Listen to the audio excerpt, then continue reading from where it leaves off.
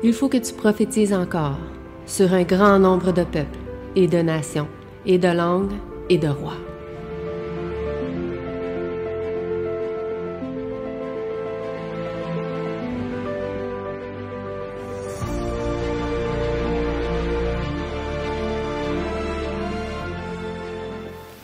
Les choses, la drogue et la spiritualité. Donc j'aurais pu mettre quelque chose de large. J'ai décidé de mettre une belle feuille de pote, comme au Québec, comme on dit au Québec, la manette en ramenant s'il vous plaît. Donc j'ai mis une feuille de Marie-Johanna, pour ceux qui utilisent ce terme, ou de pote. J'aurais pu en mettre un autre, mais je trouve que celle-là représente le mieux la société québécoise actuelle, et canadienne aussi.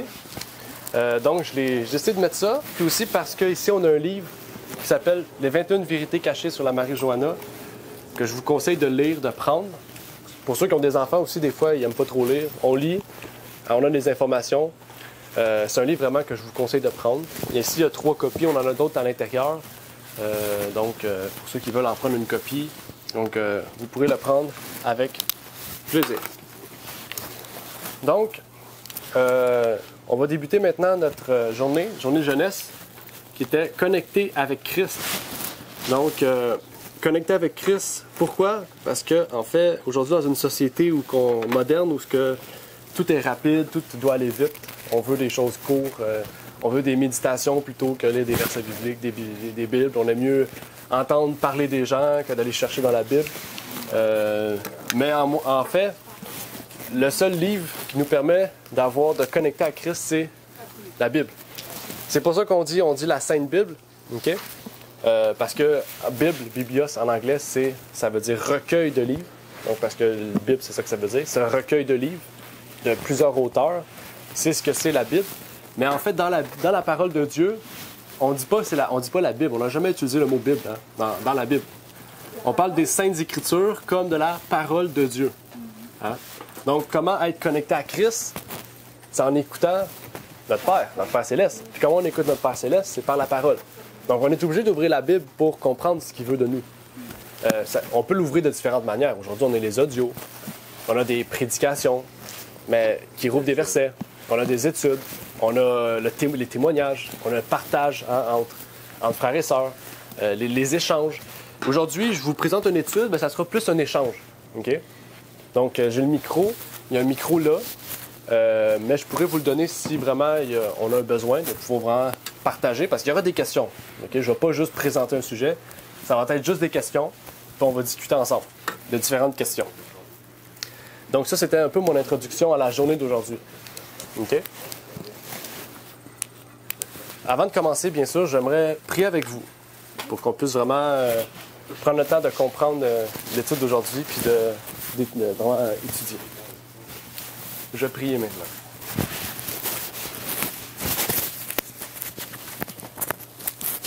Notre Père est aux cieux, j'aimerais te remercier, Seigneur, de nous permettre aujourd'hui de pouvoir comprendre et étudier ce message.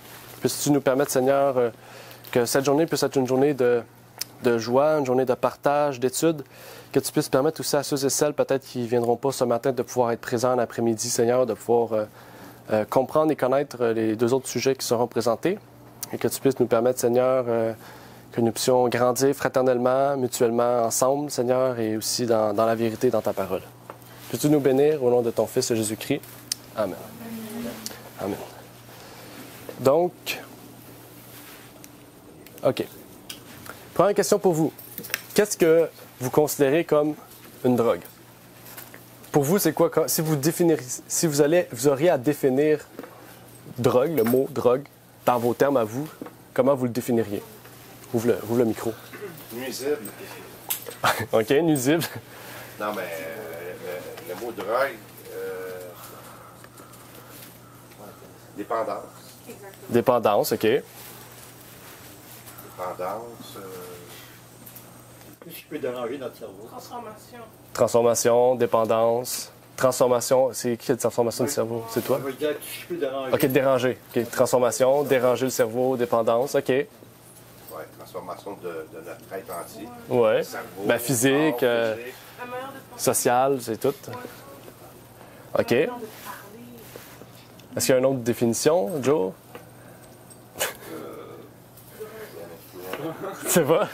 Médicaments. OK, médicaments. OK. Ben, c'est bon, c'est déjà une bonne chose. On va aller voir ce que la définition dans le Wikipédia nous dit. Vous voyez bien? Ben, je peux lever la luminosité un peu. Ça dit, une drogue est un composé chimique, biochimique ou naturel. OK, c'est pas important. Capable d'altérer une ou plusieurs activités neuronales et ou de perturber les communications neuronales. La consommation de drogue par l'homme, H majuscule, c'est-à-dire humain, OK, afin de modifier ses fonctions physiologiques ou psychiques, ses réactions physiologiques et ses états de conscience n'est pas récente. Donc, tout ce que vous avez dit, on les retrouve là d'une façon scientifique. On va dire ça comme ça. Mais ce que vous avez dit, on les retrouve là. Puis déjà là, on comprend chimique, biochimique ou naturel. OK? Donc, naturel. Hein? C'est important aussi. C'est pas juste une transformation chimique au procédé. Là, je vous montre des images. Qu'est-ce que vous considérez comme de la drogue ici ou non? J'ai mis un peu de tout. Il y a du sucre. Sucre, Il y a café, le téléphone. téléphone, OK. C'est quoi? Le téléphone, ça? Ouais, téléphone. Ouais, l'alcool fort. Ça c'est du sucre. Ça, c'est quoi? Du sel. Du sel, exactement. C'est une addiction. On va voir. Ben ici, c'est une drogue pour l'interrogation. Ça veut pas dire que c'est toutes des drogues. Ben, je vous ai mis des images. Ça, c'est quoi, ça? Ça, c'est les jeux à gratter, là, tu sais, la loterie, les lotos, les machines. On va parler de dépendance. Ouais. Ben, dans la drogue, il y a dépendance et addiction. C'est deux choses différentes. Hein? C'est au niveau du cerveau que, dans ce qui touche le cerveau, qui se crée une addiction ou une dépendance. Parce que c'est pas toutes les drogues qui sont des addictions, c'est pas toutes les drogues qui sont des dépendances. Il y en a qui sont addicts, il y en a qui sont dépendants. C'est différent. Gratteux, c'est dépendance. Oui, dépendance. OK? Une addiction, ça a un effet sur le cerveau. Une dépendance, ça a une addiction aussi sur le cerveau, mais c'est pas pareil. J'ai pas la définition ici, là. J'ai essayé de la chercher, je ne vous l'ai pas donnée. Je pourrais... La dopamine. Oui, il y en a une qui développe ça. Il y en a une, c'est Il y en a une dopamine, donc c'est. mine. Ça finit par mine. Mine. Mais oui, la dépendance, addiction, c'est différent. Oui. Est-ce qu'une dépendance, c'est comme toi tu le veux, et l'addiction, c'est plus que ton cerveau le demande pour pouvoir vivre, genre? C'est physique. Ok, ouais, je comprends. Je pense qu'on va le voir tantôt avec lui. C'est la seule chose que j'ai pas mis dans l'étude. J'aurais dû le mettre. Hein. J'ai pas pensé. Mais les deux sont mauvais. Ah, ben oui. OK. Bon, ben, vous écrivez sur Internet addiction versus dépendance. Ça vous donne... Parce que c'est quand même assez complexe. C'est au niveau de comment le corps réagit face à l'un et à l'autre. Comment vous réagissez qui crée une dépendance ou une addiction. Mais du moins, là, vous avez vu une image. Finalement, c'était un piège parce que tout ce qui est dessus, c'est des drogues. Oui. Les gens de vous, ça j'ai dit. Ouais. On va aller avec le premier. L'alcool fait partie de la catégorie des dépresseurs. Ce type de drogue agit sur le système nerveux central en engourdissant le cerveau et en ralentissant la fonction du corps. Puis l'alcool, c'est la seule drogue qui détruit les neurones nerveuses. Ouais. C'est la seule. Le pot ne fait pas ça. Okay. C'est la seule. Le vin aussi Hein? fait partie de Tout ce qui est alcoolique, oui. Vin, les spiritueux, comme on l'appelle. Non, parce que dans la Bible, ça dit qu'on peut boire du vin, même Ouais. modéré. Ça, c'est une étude aussi à approfondir sur le sujet. J'ai pas de livre. Comme la poivre puis la cocaïne, ces choses-là, ça détruit pas les cellules Les cellules nerveuses. nerveuses. Les Non. cellules nerveuses. Ça détruit des cellules, mais pas les cellules nerveuses. Les cellules nerveuses. Non. Parce qu'il y a une différence entre altérer les cellules nerveuses puis détruire les cellules nerveuses. La drogue, la pote, tout ça altère les cellules nerveuses, mais ne détruit pas les cellules nerveuses. Vous pourrez aller vérifier, c'est scientifique. Oui. Moi, j'ai vu l'intérieur d'un alcoolique avancé en âge, là, le cerveau. Puis il y a des zones noires. C'est des cellules qui sont Sont détruites. détruites. Ça revient pas. Ça revient plus, ça ça. revient plus, là. Ça, c'est... Non. Non, c'est l'alcool, c'est ce que ça fait. Moi, de miracle. Ouais, ça, c'est j'allais. Pourtant, à l'école, ils nous... Attends, non, il me Non, question. ils ne se reproduisent pas et ils ne se répandent pas. Non, C'est irréversible. c'est irréversible. C'est des effets irréversibles. C'est complètement... C'est seulement ces cellules-là qui ne se répandent pas et qui ne se reproduisent pas. Ouais. Les neurones, les cellules du Ça, cerveau. du cerveau. Ouais, Ouais. ça noircit le dedans du... C'est ça qui est important, c'est que Dieu, tu sais, notre corps se reconstitue en général, que ce soit les globules rouges, globules blancs, cellules, tout ça. Mais notre cerveau, c'est pas pour rien que Satan s'attaque là. C'est ça qu'au cours de toute la journée d'aujourd'hui, j'ai pris une approche vraiment sur le cerveau. Parce que le cerveau, c'est une partie du corps qui ne se répare pas généralement. Qui est très important parce que aussitôt qu'on subit des effets, n'importe quel effet, c'est irréversible. Tu sais, par exemple, quelqu'un qui s'est fait, je sais pas, frapper toute sa jeunesse, c'est irréversible sur son cerveau. Dans le sens, toute sa vie, il va avoir quelque chose. Avec Dieu, il va pouvoir passer par-dessus ça, mais dans son cerveau, il va toujours avoir une crainte de ça. C'est un choc post-traumatique d'un événement.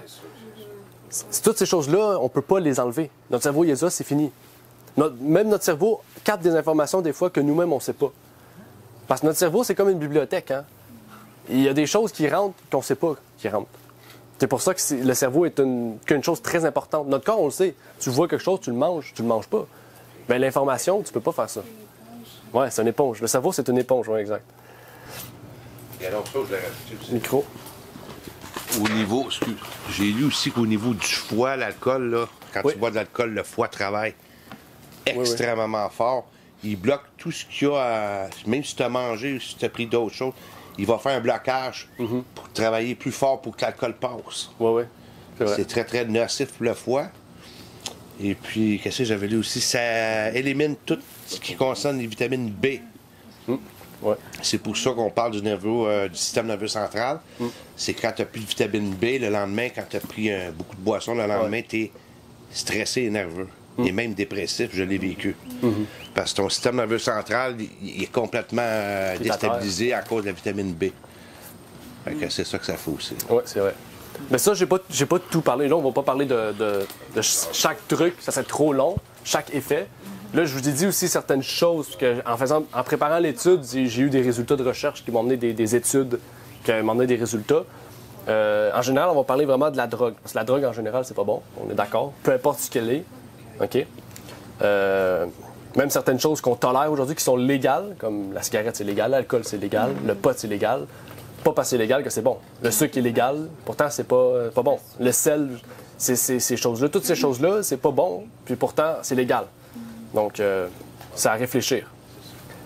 L'alcool, j'ai un deuxième truc, je trouvais ça important, parce qu'il y a des choses, des informations importantes que je voulais vous partager. Ça dit, l'alcool, par exemple, est considéré comme une drogue douce, poursuit-il.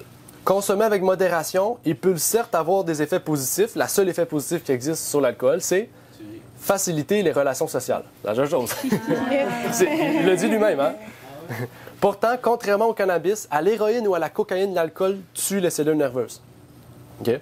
C'est irréversible. Ça, c'est une étude. Là. Je vous montre des faits scientifiques, des études. Il n'existe aucune base neurobiologique permettant de justifier la décision de rendre ce produit légal tout en interdisant le cannabis. Ça c'est aux États-Unis, ça. C'est pour dire comment vous osez légaliser l'alcool, mais pas le cannabis. Tandis que l'alcool, ça tue les cellules nerveuses. C'est pire que le cannabis. Les deux sont pas bons, mais c'est juste pour dire pourquoi vous légalisez quelque chose de pire que ça, tu sais. Bon. Ça, c'est un chercheur aux États-Unis qui a dit ça, qui a mis une étude publique. Okay, dans un campus universitaire. Je l'ai mis d'autres. J'ai parlé de cellulaire.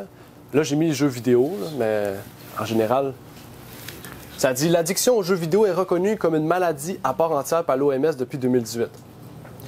Bien que les jeux vidéo soient une véritable source de divertissement et de plaisir, qu'ils favorisent l'imagination et le développement de nombreuses capacités, une pratique excessive est un véritable danger. Le cellulaire pourrait être une dépendance, c'est pas une addiction, c'est une dépendance. Okay? J'ai mis les jeux vidéo. Ils disent que c'est une maladie parce que quand tu développes un attrait tellement puissant que tu ne peux plus t'en séparer, c'est une dépendance.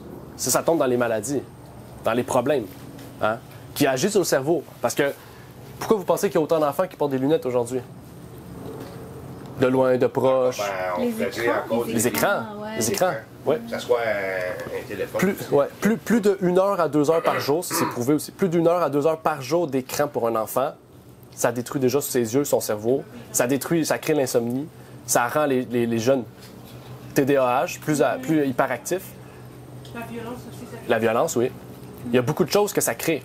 Okay? J'ai les jeux vidéo, mais j'ai dit ça parce que ils ont créé... L'OMS reconnaît les jeux vidéo comme une addiction.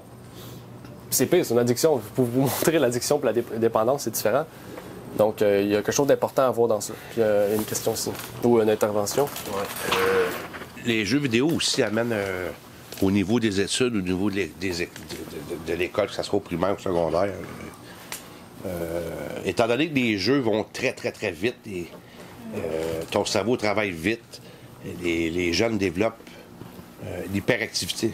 Ouais, ça, TDAH, tout ça. Ouais, TDAH, toutes les maladies des enfants de nos jours depuis l'an 2000. Je dirais plus depuis l'an 2000, peut-être un peu avant, mais depuis l'an 2000.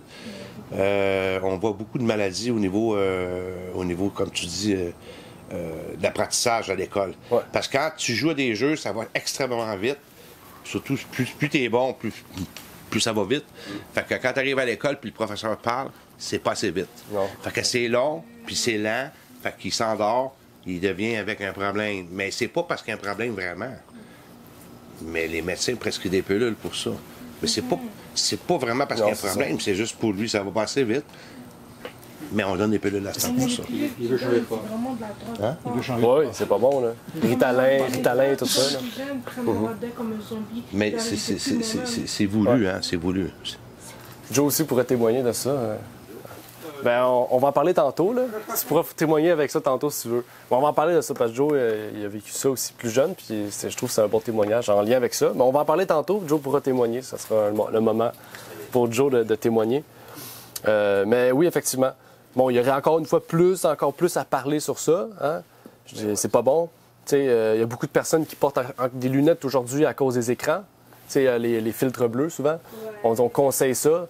Les gens qui sont devant leur écran et sont proches de même à luminosité au max, là, leurs yeux sont pétés au bout d'un an. Là. J'avais un ami à l'école, elle était obligée de porter des lunettes devant un écran, juste devant un écran, parce que devant un écran, elle ne voyait plus rien. Ses yeux, c'était comme flou. C'est pour vous dire à quel point qu'elle était devant l'écran. Là. Puis ça se détruit assez rapidement. Bon, caféine, théine, etc., tout c'est qui finit en in. pas protéine, là. Chocolatine, ouais, on va dire. La caféine est de loin la drogue psychoactive la plus consommée dans le monde. Elle existe naturellement dans plus de 60 plantes. C'est pour ça que je vous dis naturellement. C'est une source naturelle. Okay? Dont la fève de cacao. Vous savez, le cacao, c'est une drogue psychoactive. Ça agit comme la caféine, le cacao. Okay? C'est pour ça qu'on remplace le cacao par le... Comment on appelle ça? C'est pas le nougat, c'est le... Caroube. Le caroube, exactement. Okay? Parce que le cacao, c'est une drogue. Mais elle est surtout consommée dans le café et le thé. La caféine fait partie d'une classe de composés appelée méthylxanthine et c'est un stimulant. Okay? Donc la caféine est la drogue psychoactive la plus consommée dans le monde. Okay? Avec la théine, tout. Et en Inde, ces pays-là, ils consomment beaucoup de thé et tout. Hein? Puis ils les consomment à des températures très élevées, ce qui fait qu'ils ont des cancers de la gorge. Vous ne saviez pas ça, mais 40% au Moyen-Orient des cancers, c'est de la gorge parce qu'ils boivent leur thé trop chaud. Vous riez, mais c'est pas bon. Quand on le boit, on le boit chaud. Ouais. Mais il y a certains degrés, c'est genre 70 degrés, mais eux, ils mettent 100, 110, 120 degrés. Ça brûle la gorge, ça crée des cancers. C'est des habitudes qu'ils ont, des mauvaises habitudes, tu sais. Qui peuvent être réglées très facilement. Vous baissez la température de l'eau. Ouais. Mais il y avait une question, je pense. Tu avais une question? Non? OK. Oui, si une tasse par jour, ça va faire un effet nocif sur le corps, par exemple, si on va travailler? Ben, c'est comme une drogue. Habituellement, une drogue, t'es pas censé en prendre. Surtout que t'en prends un peu. C'est ça le problème, c'est qu'aujourd'hui, on essaie de créer une modération sur quelque chose qui est néfaste à la base. Qu'est-ce que tu comprends ce que je veux dire? C'est-à-dire que, par exemple, au lieu de dire que, par exemple, le fusil est le problème, on va dire, vous pouvez tous avoir un fusil, mais il faut pas tirer. T'sais. C'est comme... c'est comme donner le bâton à... Fait que... Puis ça inclut le sucre aussi. Même moi ou n'importe qui, on peut avoir des problèmes de sucre, dans le sens de consommer un peu de sucre. Mais ça, on devrait le changer par, au lieu du cacao, le caroube, par exemple. Des versions plus naturelles, pas moins sucrées, mais qui n'a pas un effet sur notre cerveau. Le sucre agit sur notre cerveau. C'est ça le problème. C'est quand ça agit sur notre cerveau, ça l'altère, notre cerveau. Qu'on le veuille ou qu'on le veuille pas. Puis on le ressent pas. Des fois, on dit, bon, je vais boire juste une bière. On sait pas, mais une bière... On l'a vu tantôt modérément, juste une bière, ça détruit déjà les cellules. Aussitôt qu'on a bu une goutte, on a déjà, ça a déjà un effet sur notre corps. C'est sûr que si tu en consommes plus, ça agit sur le foie. Là, après ça, tu as des problèmes de foie, etc. Mais vous comprenez qu'il y a des effets qui sont minimes, qu'on ne ressent pas tout de suite. que peut-être plus tard on va ressentir. Mais que si on en prend beaucoup d'un coup, là, on va ressentir tout de suite, tu sais. Ouais, mais c'est ça que je veux savoir si c'est ce que tu voulais dire par stimulant, comme quelque chose qui te booste pour une période de temps, puis après ton corps devient comme spaghetti. Ben, regarde, par exemple, au lieu de prendre le thé, mon père peut être témoin, moi j'avais vu les betteraves, c'est un stimulant naturel. Au lieu de prendre un pré-workout, souvent on va au gym, on prend un pré-workout, un peu de café. Tu prends ça, un peu de café. Là, tu bouges, pop, pop, pop, pop, pop. Ben, tu vas péter aux frettes. Moi, Québécois, ben, tu remplaces ça par des betteraves. Et la betterave, c'est l'antioxydant, un antioxydant très puissant, mais c'est un pré-workout naturel. Vous prenez ça, tu peux être témoin. Oui. Et tu prends ça 30 minutes avant le gym, là, t'es boosté comme si tu t'avais pris 200 mg de caféine. Mais ça, c'est pas comme ça, pas coupé à un certain moment, t'es comme ça. Tu l'as pendant un certain nombre d'heures, oui. Mais après, l'effet que ça fait en toi n'est pas négatif. Non, mais non, parce que en plus, ça purifie le sang. Oui, ça l'accélère pas, le... Ouais. Tu mélanges, tu fais du jus de betterave avec de la carotte, c'est le meilleur combo, en fait. Parce que la carotte vient donner encore plus de force à la betterave. Il y a des fruits et des légumes en combo qui marchent comme ça puis qui sont bons. J'ai pas d'autres exemples. Là. J'avais juste d'avoir un exemple, j'ai oublié. Ben, girofle, mais par exemple, le fruit, le truc orange, la racine orange, le curcuma avec le poivre noir, par exemple, va booster, tripler les antioxydants dans le curcuma puis les effets sur le corps. OK? Il y a des combos comme ça que vous faites puis que ça booste, en fait. OK? Comme la pomme avec la betterave aussi booste le système. Carotte. Vitamine C, ouais. En fait, tout ce qui vient de Dieu. Hein? Ah, des effets différents, oui, exactement. Il y avait une autre chose aussi, je viens de m'en rappeler, j'ai oublié. Exactement, il y a beaucoup de choses, OK? Mais ça, comme je vous dis, je peux pas vous présenter ça en 1 heure. Tout ça en 1 heure, je peux pas. Ici, il y a un truc intéressant, les 8 lois de la santé. Prenez ça, vous aurez déjà des bons conseils pour vous aider. Le repos, eau, soleil, air. Il y a une belle famille ici, de la joie. Prenez-le. Tiens, si quelqu'un en veut, Joe, je sais que tu aimes ça. Tu pourras le lire en secret. Le jeu de hasard. La dépendance au jeu de hasard, vous regardez ici, c'est dépendance, c'est pas addiction. Okay? Dépendance au jeu de hasard et d'argent est le résultat d'un ensemble de facteurs qui progressivement peuvent influencer le comportement de la personne qui joue et son rapport au jeu. Ce qui n'était qu'un simple divertissement devient alors un besoin. Le jeu n'est plus un jeu. Le jeu devient une obligation, une nécessité. OK? Ça, c'est au Québec. Aidejeu.ca, c'est pour ceux qui aident à arrêter la dépendance au jeu. Mais ça, c'est fou. Ça existe depuis longtemps aussi. Hein? Même avant que ce soit les jeux électriques. Là. Le sucre. Le sucre agit sur notre cerveau comme une drogue sur les neurones qui produisent l'hormone du bien-être, la dopamine. La joie. Yes! C'est pas qu'on prend du sucre, on est comme « Ouais, yeah! » On est heureux. OK? C'est bien être heureux, mais... Sans... Il y a du sucre naturel. Ouais, comment... J'oublie. Le gouda, le nougat, c'est comment on appelle ça? Le caroube. Une pomme, c'est bon. C'est comme la bonne zone de dopamine. Ouais. Quand on parle de sucre, on parle de ce qui est transformé. Quand on parle de sucre, on peut parler de cacao, sucre blanc, on parlait de cassonade. Ces choses-là ont un effet sur le corps qui est néfaste. Le miel, les sirops d'érable, c'est bon. Ça, c'est bon, mais si c'est naturel. Parce que souvent, les miels, c'est transformé. C'est des miels avec du sucre ajouté. Fait qu'il faut prendre vraiment un miel pur à 100%, du sirop d'érable pur à 100%. Puis ça, il faut faire consommer avec modération aussi parce que c'est quand même très... À l'état pur, ça reste très sucré. Ici, il dit, Serge Ahmed, chercheur à l'Université de Bordeaux, a piloté une étude sur le potentiel addictif du sucre sur le rat. OK? Sur le rat, oui. Celle-ci démontre que 90 des rats préféraient le sucre à la cocaïne. OK? Ça, c'est un test. Il y a le sel aussi. Ça dit une étude scientifique avait en outre prouvé que manger des chips, ça, souvent, si on mange des chips, on en mange 2, 3, puis on finit le sac. T'sais. Manger des chips active les centres de récompense de dopamine du cerveau, ce qui nous donne envie d'en manger à nouveau rapidement. C'est pour ça que souvent, on mange une chip, on se dit « Hey, écoute, le sac, il est petit, hein? » C'est juste toi qui... Dans le fond, t'es tanné d'en manger, mais... Exactement. Le cerveau, il est comme, ben, c'est bon. Puis quand on parle de la Bible, est-ce que vous pensez que la Bible parle de... Est-ce que vous pensez que la Bible parle de la notre bien-être dans notre corps. C'est important pour nous, il en parle. Oui. On va aller lire un passage dans 1 Corinthiens 6, verset 19. Ne savez-vous pas que votre corps est le temple du Saint-Esprit qui est en vous, que vous avez reçu de Dieu et que vous ne vous apparteniez point à vous-même? Amen. Donc, ça dit ici, votre corps est le temple du Saint-Esprit. Mais ça dit aussi, qui vous a été donné de Dieu. OK? C'est ce que David dit dans le psaume. Hein?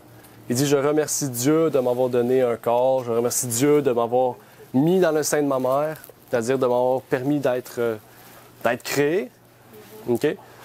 Donc, en fait, il faut reconnaître de base qu'on est des êtres auxquels notre corps a été donné.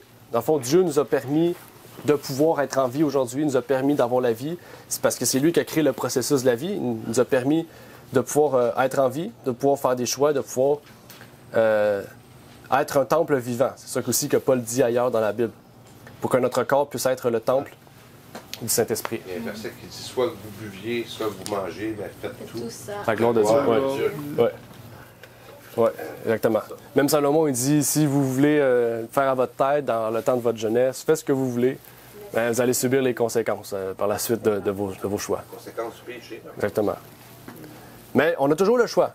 C'est ça le Dieu. Il nous donne le choix de faire ce qu'on veut. Faire ce qu'on veut. Mais on a les conséquences qui viennent avec. C'est normal. Hein? Si on tue quelqu'un, c'est normal qu'on va en prison après. C'est la conséquence de notre choix. Donc... le chapitre 1er de Daniel aussi, il parle de la santé. Oui, aussi. Les jeunes Hébreux étaient 10 fois plus supérieurs aux autres qui avaient construit de la aux Chaldéens, oui. Les maîtres du roi. Oui, exactement. Donc, exactement. On parle de temple ici. Pourquoi on parle de temple? Qu'est-ce que... On parle de quoi? On parle d'un temple du Saint-Esprit. Le temple, c'est parce que le Saint-Esprit est en nous. Oui. Pourquoi un temple? Oui, le temple, c'est notre corps, mais pourquoi? Quelque chose de sacré, OK. C'est un très bon aspect. Normalement, des fois, c'est vraiment comme la demeure dans laquelle tu comprends sanctuaire. C'est que ça demeure parmi les hommes, on pourrait dire. Fait que quand on parle de notre temple, c'est qu'il y a une manière dont Dieu doit résider en nous. C'est Joe. C'est correct, Joe. C'est toi le maître du micro. On compare au temple de Dieu qui était sur la terre. C'était quoi le temple de Dieu? C'est quoi qu'on allait faire au temple? On allait prier. Prier, OK. Ouais. OK, bien... Non, mais... Oui, est-ce qu'on pourrait rentrer quelque chose d'impur dans le temple de Dieu? Non. C'est la même chose pour notre corps. Oui. Parce que c'est important les mots qu'il utilise. T'sais. Paul aurait pu dire votre corps, le corps du Saint-Esprit. T'sais. Votre corps est le corps, mais il a dit votre temple. T'sais. Fait que quand on comprend le mot temple, on prend la pesanteur du mot, on a déjà une idée plus large de ce que c'est. Hein? C'est un mot important. Mais là, on sait que la Bible parle des effets de notre corps et je veux dire qu'il parle du fait qu'on doit être en santé, qu'on doit le maintenir plutôt, maintenir notre corps. Ici, on a des petits pamphlets qui peuvent vous aider, OK? Donc, des petits pamphlets qui parlent de la santé, etc., de plusieurs choses. Vous pourrez en prendre. Là. Ici, tous les livres qui sont là, il faut que ça parte. Il ne faut pas que ça soit là tantôt. C'est gratuit, vous pourrez en prendre. On a un livre sur la marijuana ici qui explique les effets sur le corps. On a des livres plus spirituels, des livres plus petits pour ceux qui peut-être aimeraient quelque chose peut-être comme l'amour de Dieu, peut-être plus prophétique. Vous pourrez en prendre, soyez pas gênés, c'est gratuit. Mais là, on voit, la Bible parle de la généralité du corps, en général, notre corps, notre bien-être. Okay? Que ça soit autant physique, okay? C'est sûr que si tu sors en hiver, pas de chandail, tu vas attraper le rhume. T'sais? Fait que normalement, si tu prends soin de ton corps, tu vas t'habiller dehors. C'est juste la moindre des choses. Okay? C'est une chose qui fait partie d'autres. Mais vu qu'on parle de la drogue, on parle des effets psychologiques plus de l'effet de la drogue. Est-ce que la Bible parle des effets psychologiques de la drogue? Probablement. OK. Un verset qu'on a oublié ou qu'on ignore. La Bible est... Ils parlent souvent comme si du vin, puis après on voit comme le mot comme souvent qui suit avec ça nous rend ivre, et que ça... Ouais, quand on en abuse, comme par exemple quand les fils de Noé l'avaient découvert, ils avaient abusé du vin. Ouais. Noé, oui. Bon exemple. Non, Noé. Tu sais, il y avait un grand champ de vigne, il a bu du vin. J'ai retrouvé tout nu dans sa tente. Son frère Ça va bien, hein? Ça m'est jamais arrivé. On va lire un passage. Pasteur, on va où? Ouais, 1 Pierre 5, verset 8, c'est bon. Est-ce que tu voulais une Bible? Non? OK. De toute façon, je vais mettre les versets à l'écran. Juste que pour eux, il faut qu'ils cherchent. Là. Ouais. Ah, sinon, notre cerveau, il vient fatigué, puis là, on ne sait plus où ce qu'on va. 1 Pierre 5, 8. Qui veut lire? Soyez sobres. Veillez. Votre adversaire, le diable, rôde comme un lion, rugissant, cherchant qui il dévorera. Qui va dévorer? Amen. Donc ici, on voit, ça dit « Soyez sobres, veillez qu'à leur diable. Votre ennemi rôde. » Là, ici, on parle de sobriété. Être sobre, c'est pas juste le fait de ne pas conduire en sous, tu sais. Mais quand on parle de sobriété, ça veut dire d'être conscient, d'être réveillé. Parce que ça dit, le diable rôde. Quand quelqu'un rôde, c'est quoi que ça fait? Il tourne alentour de toi. C'est-à-dire, à la moindre... Il cherche une feuille. Elle cherche une feuille. Aussitôt que tu prends une feuille, il te rentre dedans. OK? Parce qu'il nous connaît, il connaît chacun de nos problèmes, puis il va nous attaquer à la moindre erreur, en fait. Ou est-ce qu'il arrive aussi, le diable travaille, quand il dit qu'il rôde, on ne le voit pas, mais il sert des personnes aussi autour de nous, dans notre. Ça peut être des amis, mauvaise influence. Ça peut être plein de personnes, au travail, n'importe où. Fait qu'il se sert des personnes, c'est sûr, parce qu'on ne le voit pas. Oui, exact. Fait que, il y a des alliés avec lui aussi. Oui. Puis Dieu a des alliés aussi de son bord. Exactement. Donc, je vous dis ça parce que c'est ça, quand on n'est pas sobre, on ne peut pas veiller, en fait. Quand on est sobre, on ne peut pas veiller. Là, ici, on parle d'un état spirituel aussi, dans le sens, si on n'est pas mentalement apte à pouvoir faire face au diable, c'est lui qui va nous attaquer, qui va être vainqueur, en fait. Puis c'est pour ça que j'ai relié ça à la drogue, parce qu'en fait, la drogue, c'est ce que ça fait, le sucre. Peu importe où, ça altère notre cerveau, puis là, ben, on n'est plus capable de distinguer, souvent entre le bien et le mal. On peut mélanger les choses, on peut faire des choses aussi qui nous mènent à d'autres choses. Puis, il y a une définition... Oups, je suis rendu sur Zoom. Là. La définition ici, ça dit définition de sobre, ça dit être sobre, être calme, concentré en esprit ou être modéré, sans passion, circonspect. Ça dit concentré en esprit. Donc, être sobre, ça être vigilant, discerner, juger toutes choses selon la droiture de Dieu, tempérant. Puis c'est là, en fait, que la drogue rentre en jeu, en fait, sur la sobriété. Est-ce que vous savez les effets de la drogue sur notre cerveau? Joe, t'avais... Mais est-ce que être fatigué, c'est pas être, c'est être sobre? La fatigue. Ben c'est normal d'être fatigué, là. Mais tu sais, quand t'es fatigué, t'es moins... tes neurones, t'es moins concentré. Ah, ben quand t'es fatigué, habituellement, t'es dans ton lit. À moins que tu sois tenté dans ton lit, dans ton sommeil, là. C'est un peu rare. Fait que fatigué, ça peut être... Ça rentre dans le sobre, le mot sobre. Ben c'est sûr que si t'es fatigué dans la journée, c'est parce que t'es arrivé quelque chose qui t'a empêché de dormir la nuit. Ouais. Donc c'est sûr que là, ça l'altère. Je pense que oui, en effet, le sommeil, je pense, parce que ça me fait penser à la parabole des 10 vierges. La parabole des 10 vierges, il y en a 5 qui s'étaient comme endormis, ils ne veillaient pas. Et qu'ils manquaient à... Ils ont manqué justement le mariage, vraiment, qui faisait que... Fait que je pense que... Mais encore une fois, ça, c'est une parabole. C'est aussi symbolique. Fait qu'il faut pas oublier, eux, il n'y avait pas d'huile. L'huile, c'est le Saint-Esprit. Donc, ça veut dire que spirituellement, ils n'avaient pas reçu le Saint-Esprit. C'est-à-dire qu'ils n'étaient pas sobres, ils ne pouvaient pas discerner, ils ne pouvaient pas recevoir Mais il y a un aspect physique aussi, dans le sens que physiquement, il y a les deux sens aussi. Hein? L'aspect physique, Dieu en parle souvent, il dit il faut veiller de jour parce que la nuit arrive bientôt. T'sais. On sait que la nuit, c'est là qu'on dort. T'sais. Mais ceux qui sont ivres, la Bible, c'est ce qu'elle dit, hein? Ceux qui ne sont pas sobres, ils veillent la nuit. Ils sont debout la nuit, pas le jour. Tant que Dieu il dit non, c'est debout, il faut être réveillé, pas la nuit. C'est ce que Paul dit. On le voit à plusieurs reprises. Les démons rôdent la nuit encore plus. Oui. Moi, j'avais pour le sommeil, la fatigue que Jonathan parlait, vivre à la campagne, dormir entouré d'arbres, ça a des bienfaits sur le sommeil. Tu vas être fatigué plus tôt, tu vas avoir un meilleur sommeil profond et tu vas te lever plus tôt. Ça a tout Moi, j'ai fait des recherches, ça a tout est positif de vivre à la campagne. Même au niveau de la santé, que ce soit mental, physique. Tu vas être moins malade, moins sujet à attraper des grippes, des rhumes, des maladies, peu importe. Ouais, c'est bénéfique de vivre entouré de la nature de Dieu, puis entouré de Montréal, les buildings, puis la poussière, puis tous les microbes qu'il y a là, puis le smog, c'est la poussière qui lève la terre. On dit aussi que le manque de sommeil, détruit les cellules du cerveau. Puis c'est irrémédiable quand ils sont détruits. Donc on a besoin de sommeil. Hein? Bon, ben c'est sûr. On en parle là-dedans, le repos. On parle du repos. Donc le repos est crucial pour une santé. Donc, mais sur notre cerveau, la drogue, quel effet ça a? Nous apporte la fatigue. Là. À part que ça détruit les cellules aussi, comme l'alcool, qui détruit les cellules nerveuses. On a vu une étude scientifique tantôt. T'es pas apte à réfléchir. Oui, raisonner. À raisonner, oui. Le jugement. L'estime, la confiance en soi, ça peut être l'estime. Ça peut être l'inverse aussi, l'alcool crée une surestime aussi. Parce qu'on est prêt à tout péter, tout frapper. C'est un seul effet positif peut-être, hein? C'est ce qu'on a vu tantôt, hein? Social.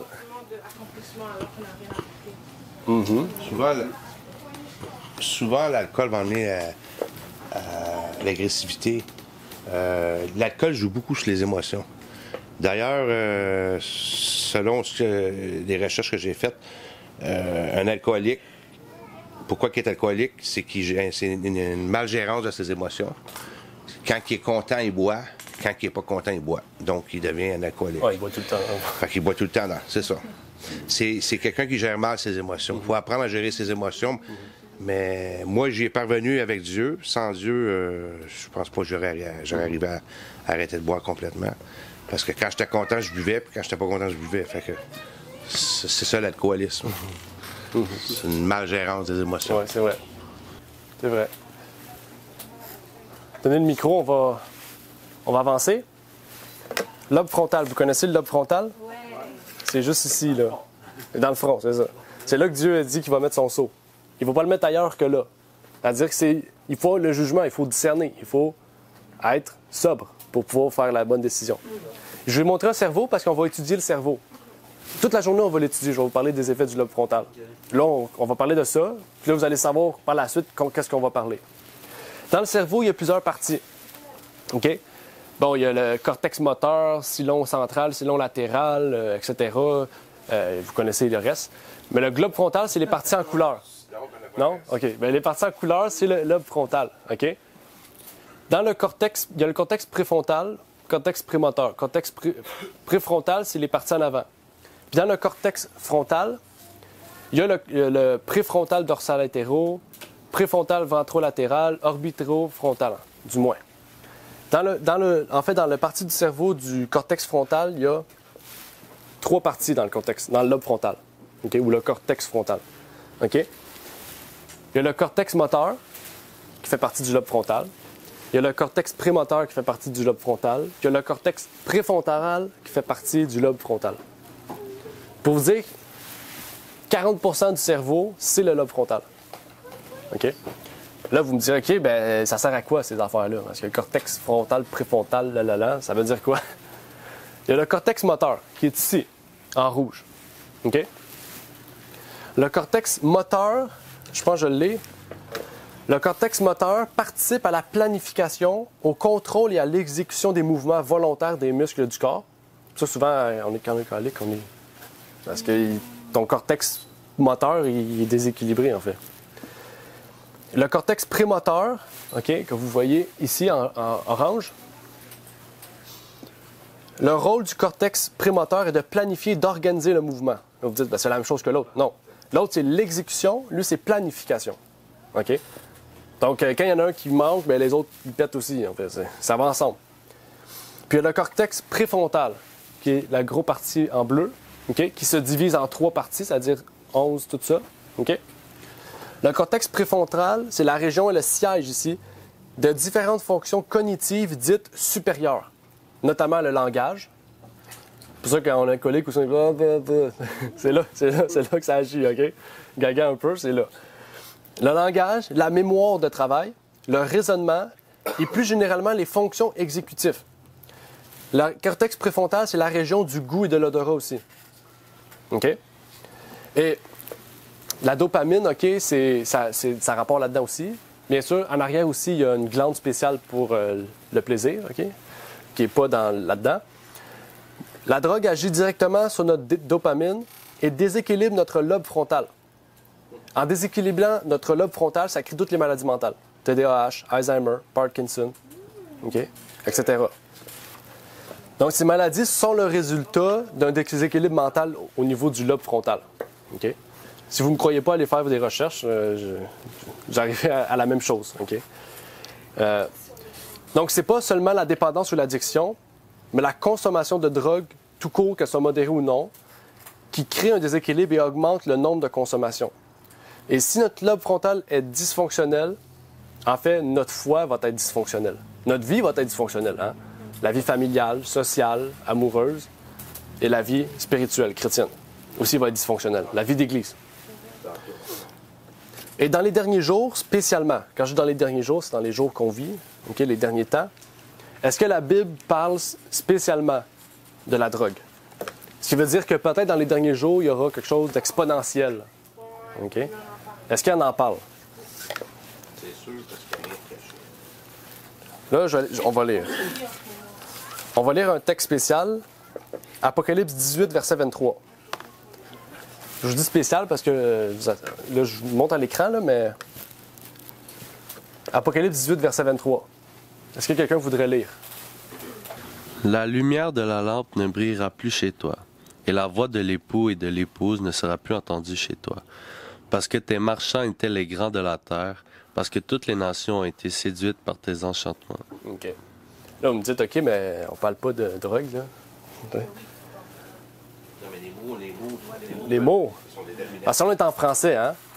Là, je le dis souvent, mais en anglais, en français, en hébreu, en grec, on n'a pas les mêmes mots, les mêmes termes. Il y a des mots qui sont spécifiques en français qui n'existent pas en anglais. Puis j'utilise tout le temps, souvent le mot « you », par exemple, en anglais. « You », ça veut dire « tu et vous ». Hein? Mais en français, on a « tu et vous ». T'sais. Fait qu'il y a des mots dans différentes langues qu'on n'a pas, qu'on perd. Puis on perd la signification aussi. Mais le mot « enchantement », en français, c'est « enchantement », il peut être traduit par d'autres mots. Mais en grec, en quoi? Hypnotisé, enchantement. Hypnotisé, on peut dire, ouais. Mais enchantement en grec, c'est pharmakeia. Ça vous fait penser à quoi, pharmakeia? Pharmacie.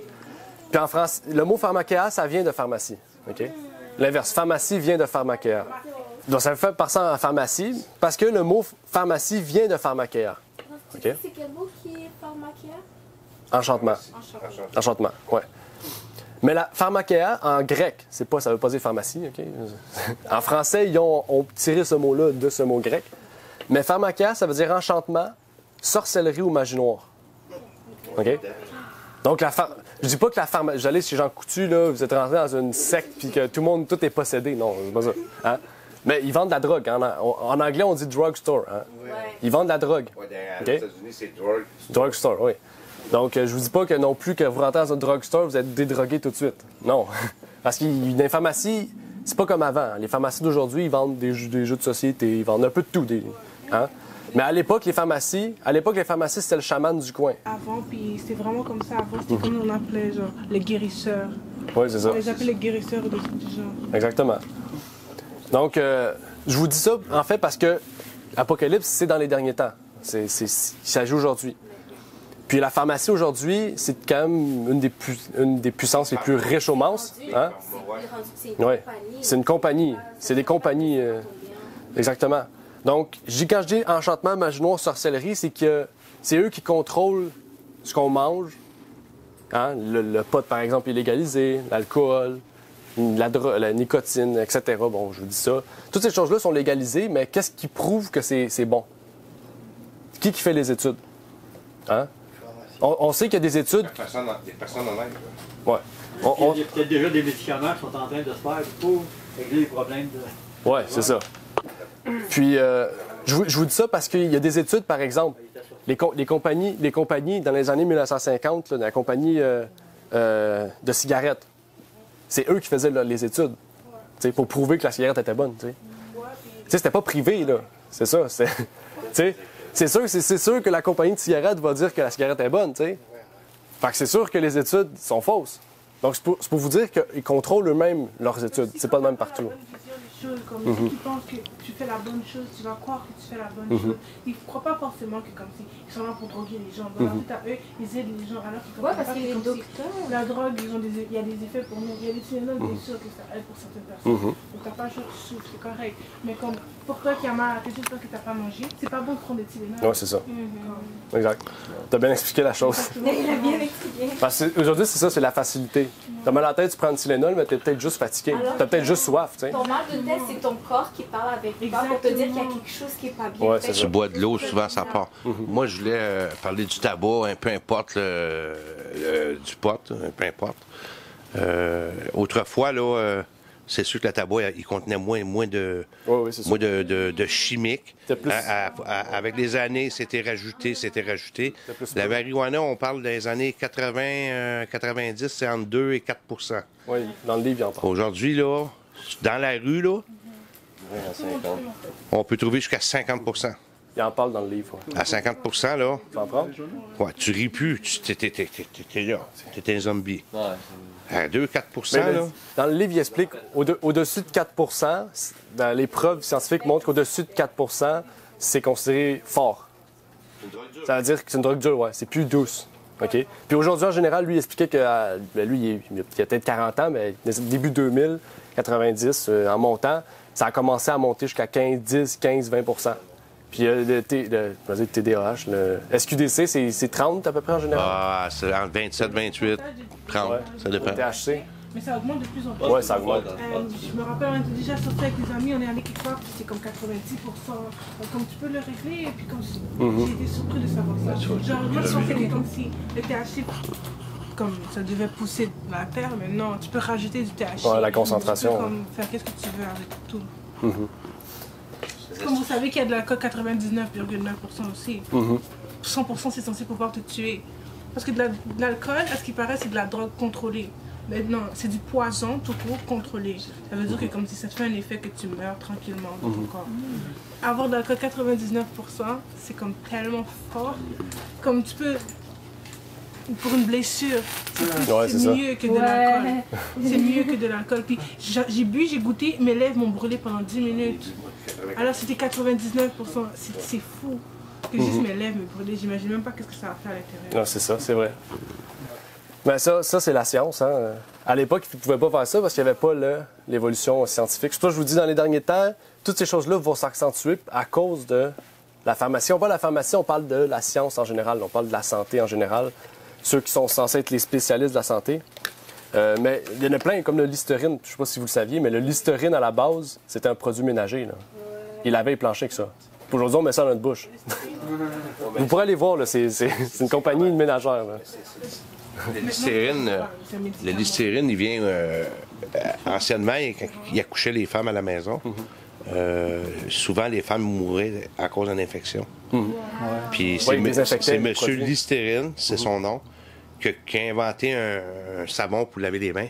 Oui, pour désinfecter les produits. Désinfecter les mains, puis les femmes ne mouraient pas. Puis, ainsi de suite. Oui, pour les aiguilles, tous les trucs. Là.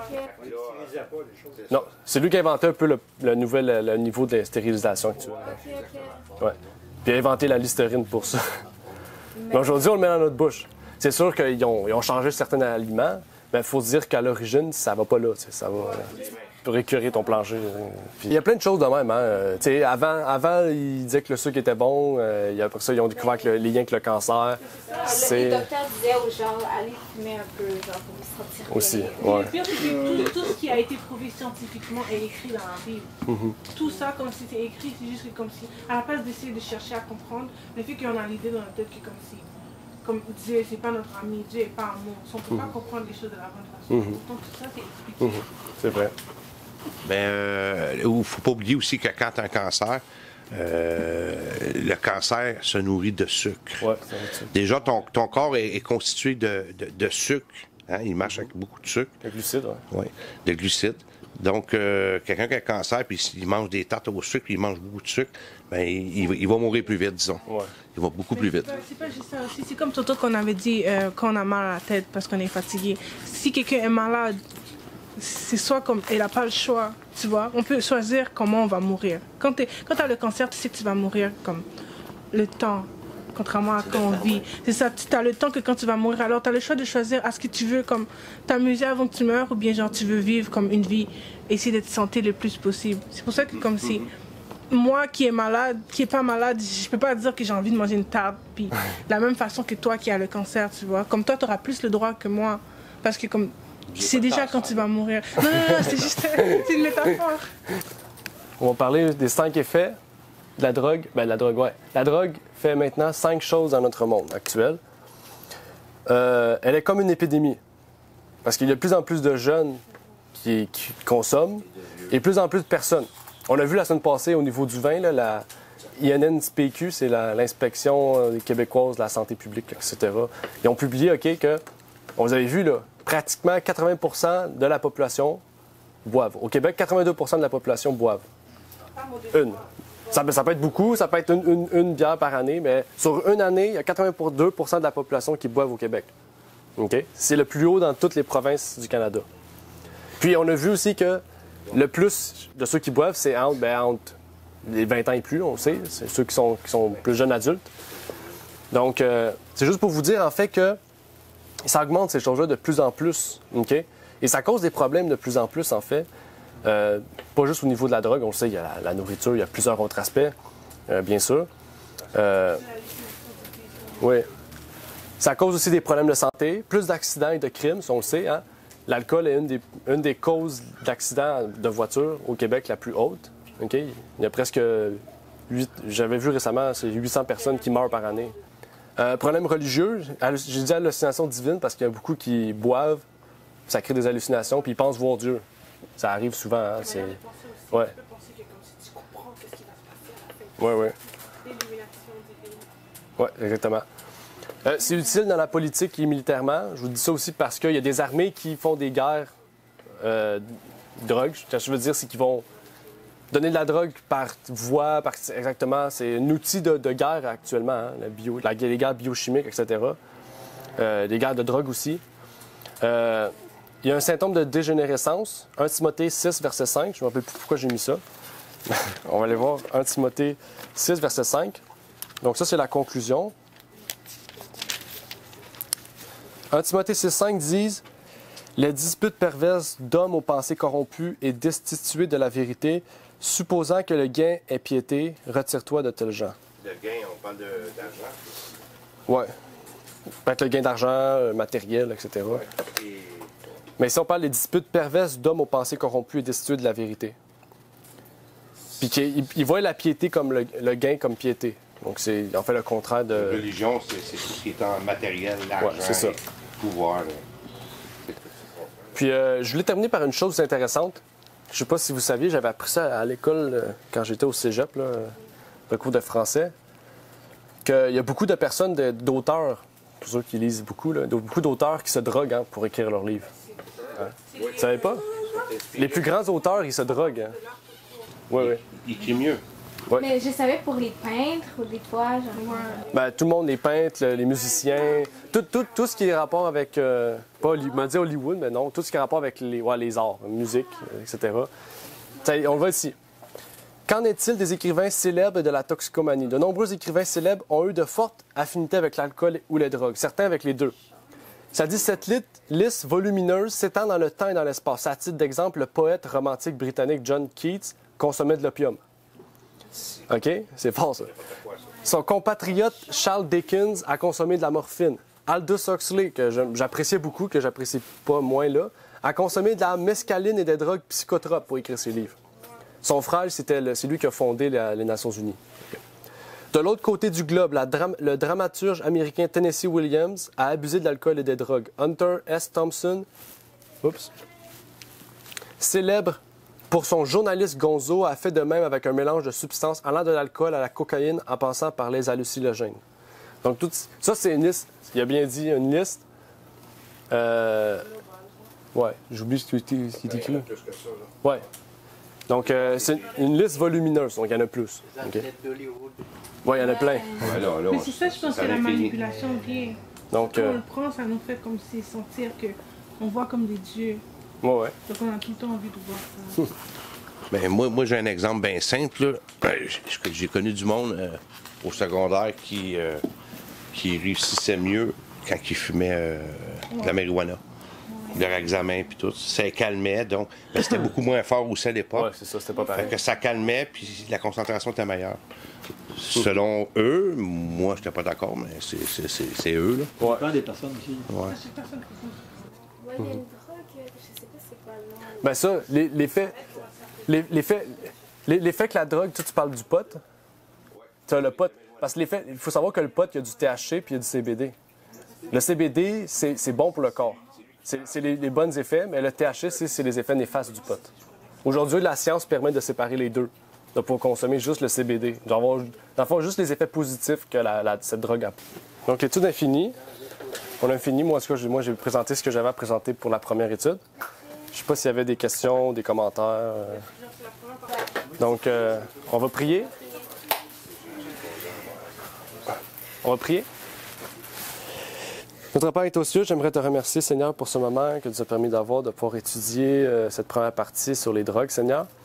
Tu nous permets de pouvoir partager ensemble, de fraterniser sur ce sujet, de pouvoir aussi ouvrir nos yeux sur certaines choses que peut-être nous ne savions pas. Puisses-tu nous bénir, nous permettre qu'en cette journée, nous puissions continuer à rechercher, à te connaître et à approfondir certains sujets qui nous concernent, Seigneur, auxquels nous sommes préoccupés dans cette vie moderne, Seigneur. Et que tu puisses nous accorder ta grâce à chacun d'entre nous ici présents. C'est ma prière pour ces choses au nom de ton Fils Jésus-Christ. Amen. Amen. Merci d'avoir écouté cette vidéo. Si vous désirez rejoindre l'œuvre au Québec, veuillez nous contacter par email à asjh1889 de Terrebonne @gmail.com et via Facebook à commercial ASJH1889 de Terrebonne. Merci à vous et que Dieu vous bénisse.